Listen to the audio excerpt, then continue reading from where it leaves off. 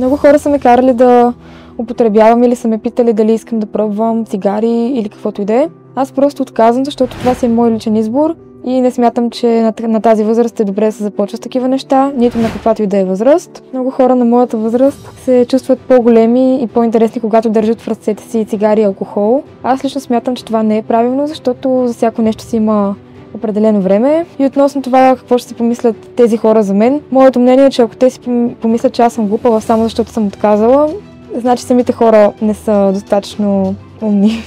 Може да звучи странно, но ме кара да се чувствам интересна, защото съм отказала. Аз съм единствената от тази компания, която отказва и ме кара да се чувствам различна, но по готиния начин.